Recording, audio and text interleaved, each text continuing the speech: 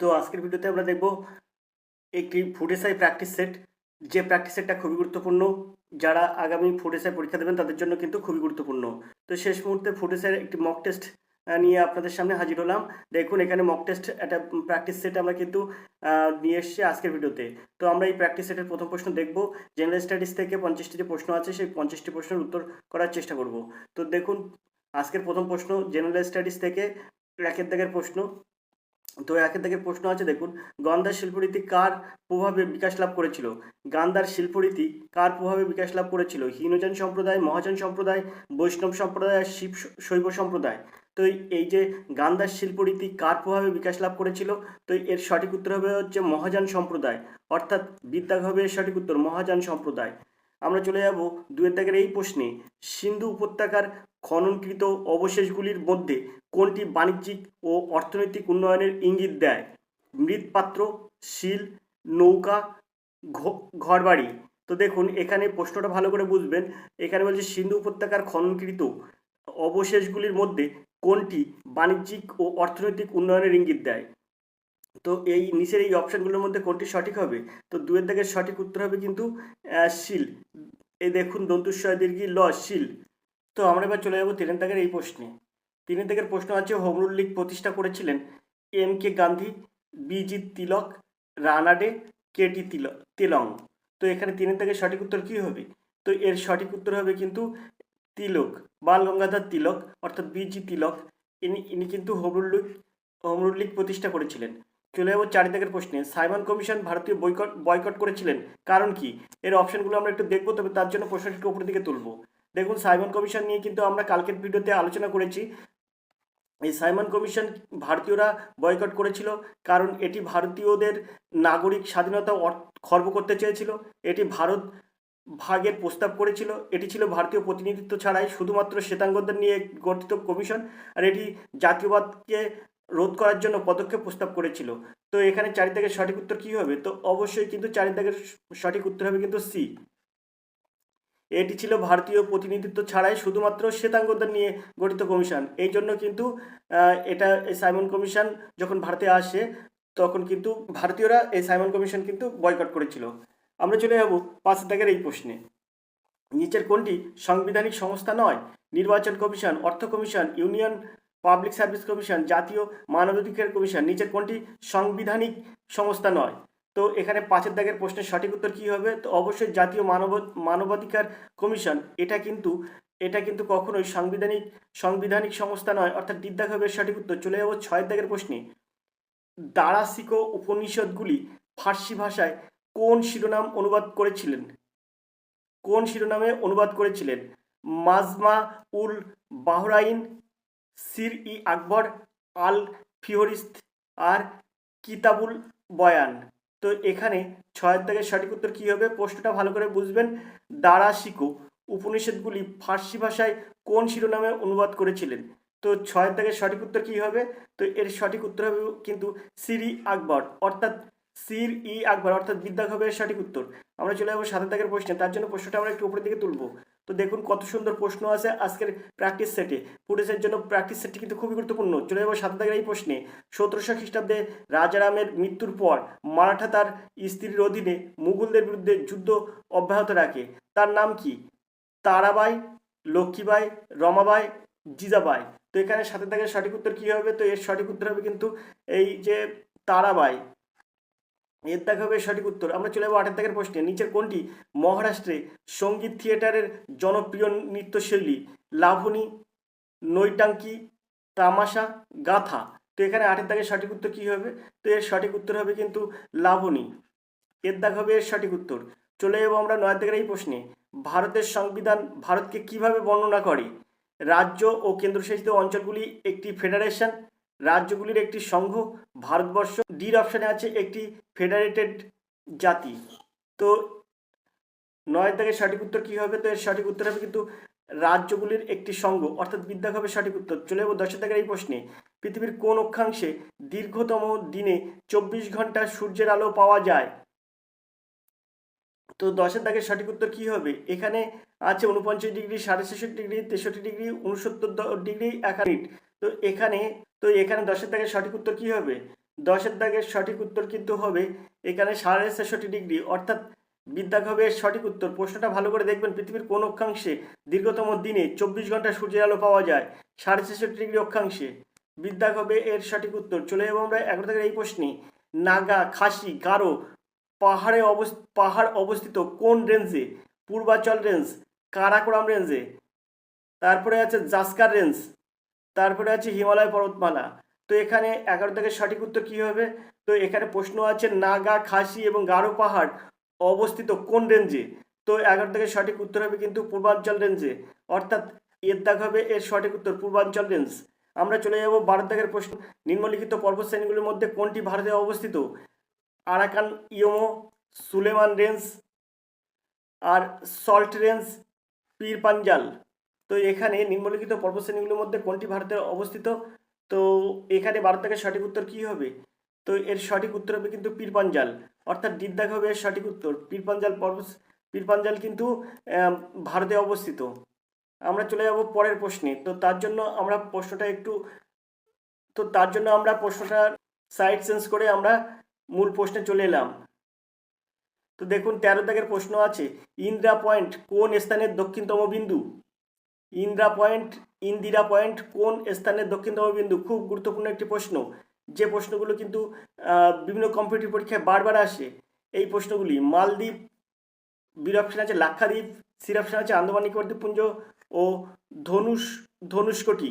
তো এখানে ইন্দিরা পয়েন্ট কোন স্থানের দক্ষিণতম বিন্দু?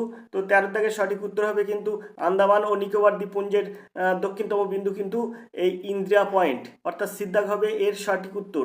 চলে যাব আমরা 14 দাগের প্রশ্নে। কর্ণাটকের যোগ জলপ্রপাত কোন নদীর উপরে অবস্থিত? সুন্দর একটি প্রশ্ন, এবং এই প্রশ্নটা কিন্তু খুবই গুরুত্বপূর্ণ।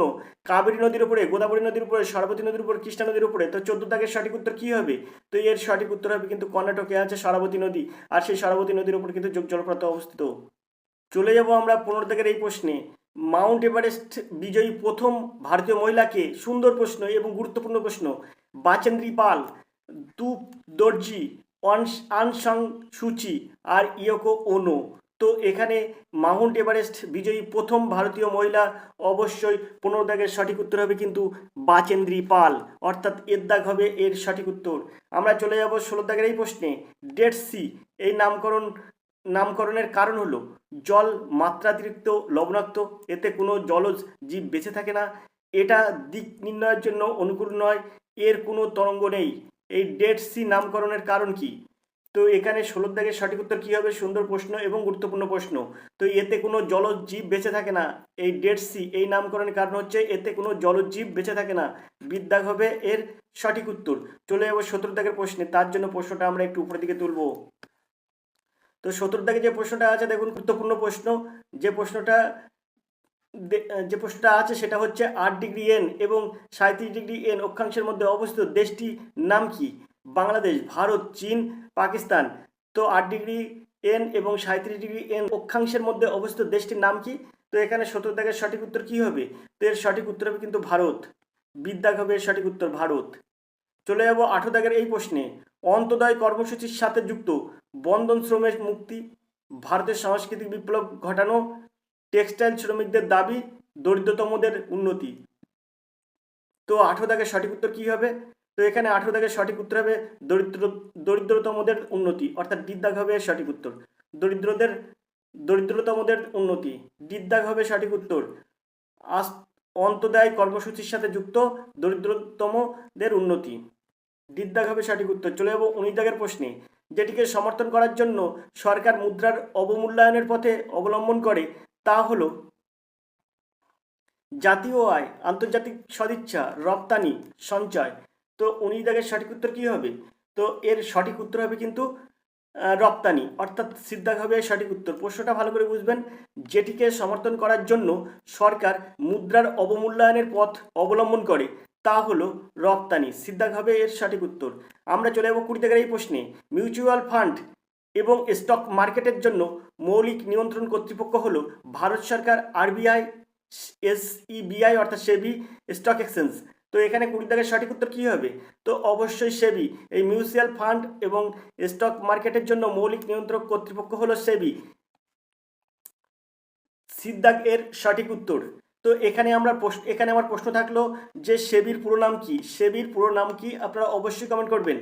তো যত কমেন্ট করবেন তত দেখবেন আলোচনার মধ্যে আসলে আপনার জিনিসটা মনে থাকবে, এবং আপনি আগামী যেসব কম্পিটিটিভ পরীক্ষা আছে তাতেও দেখবেন এরকম প্রশ্ন থাকলে আপনি কিন্তু সেই সব প্রশ্নের উত্তর সহজে রপ্ত করতে পারবেন। তো আলোচনা করলেই কিন্তু আপনার যে অভিজ্ঞতাটা আছে সেই অভিজ্ঞতাটা বাড়ে।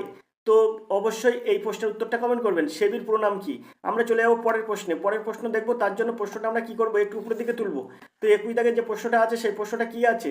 তো 21 দাগের প্রশ্ন আছে, দেখুন খুব সুন্দর একটা প্রশ্ন। শূন্যস্থান তাপ বিকিরণের বেগ আলোর সমান, আলোর চেয়ে কম, আলোর চেয়েও বেশি, শব্দের সমান। তো শূন্যস্থান তাপ বিকিরণের বেগ এর মধ্যে সঠিক উত্তর কি হবে? যে অপশানগুলো আছে এর মধ্যে সঠিক উত্তর কি হবে? তো 21 দাগের সঠিক উত্তর কি? সেটা হচ্ছে দেখুন 21 দাগের শূন্যস্থান তাপ বিকিরণের বেগ আলোর সমান, অর্থাৎ এর দাগ হবে এর সঠিক উত্তর, আলোর সমান। আমরা চলে যাব 22 দাগের প্রশ্নে। সাধারণত গিয়ার চাকা তৈরির জন্য ব্যবহৃত প্লাস্টিকের উপাদান পলিয়েস্টার, নাইলন, বেকেলাইট আর পলিস্টাইরিন। তো 22 দাগের সঠিক উত্তর কি হবে? তো এখানে 22 দাগের সঠিক উত্তর হয়ে যাবে কিন্তু 22 দাগের সঠিক উত্তর হবে কিন্তু নাইলন, অর্থাৎ বিদ্যাগ হবে এর সঠিক উত্তর। 22 দাগের সঠিক উত্তর নাইলন, বিদ্যাগ এর সঠিক উত্তর। তো আমরা এবার দেখবো যে প্রশ্নটি, সেটা হচ্ছে 23 দাগের এই প্রশ্নটি। তো 23 দাগের যে প্রশ্নটি আমরা দেখবো সেটা হচ্ছে, দেখুন এখানে আছে সূর্যের অতিবেগুনি বিকিরণ পৃথিবীতে পৌঁছায় না, কারণ পৃথিবীর বায়ুমণ্ডল যে উপাদান আবরণ দ্বারা বেষ্টিত তা হলো, এখানে আছে কার্বন ডাইঅক্সাইড, বি অপশন আছে অ্যামোনিয়া, সি অপশন আছে ক্লোরিন, ডি অপশন আছে ওজোন। তো এখানে এর সঠিক উত্তর কি হবে? তো এর সঠিক উত্তর হয়ে যাবে কিন্তু ডির দাগ, অর্থাৎ ওজোন।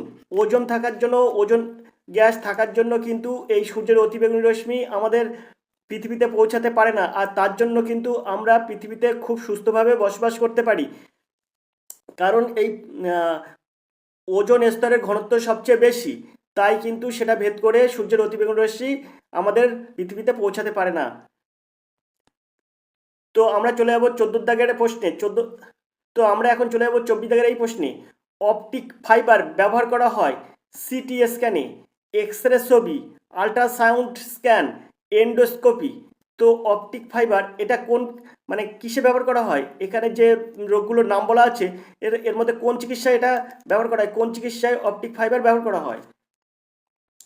তো 24 দাগের সঠিক উত্তর কি হবে? তো এর সঠিক উত্তর হয়ে যাবে কিন্তু এন্ডোস্কোপিতে কিন্তু অপটিক ফাইবার ব্যবহার করা হয়, এন্ডোস্কোপি, অর্থাৎ ডি দাগ হবে সঠিক উত্তর।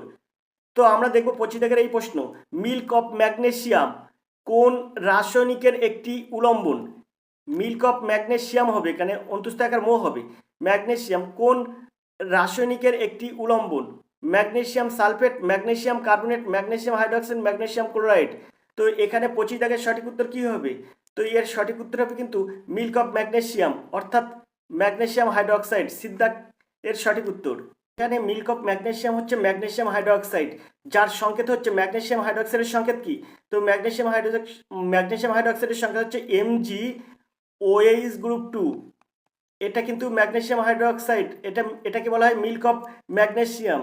আর এই মিল্ক অফ ম্যাগনেসিয়াম একটি অজৈব যৌগ, ম্যাগনেসিয়ামের সাথে জল যোগ করে কিন্তু এটা তৈরি করা হয়, অর্থাৎ সিদ্ধাক হবে এর সঠিক উত্তর, ম্যাগনেসিয়াম হাইড্রোক্সাইড। আমরা চলে যাবো পরের প্রশ্নে। পরের প্রশ্ন দেখবো কি আছে। তো তার জন্য আমরা পেজটা চেঞ্জ করব, পেজ চেঞ্জ করে পরের পেজে চলে যাব। চলুন চলে যাই পরের পেজে। তো আমরা দেখবো এবার 26 দাগের এই প্রশ্নটি। 26 দাগের যে প্রশ্নটা আছে সেই প্রশ্নটা দেখব। কোয়ার্টজ তৈরি হয় ক্যালসিয়াম সালফেট দ্বারা, ক্যালসিয়াম সিলিকেট দ্বারা, সোডিয়াম সালফেট দ্বারা,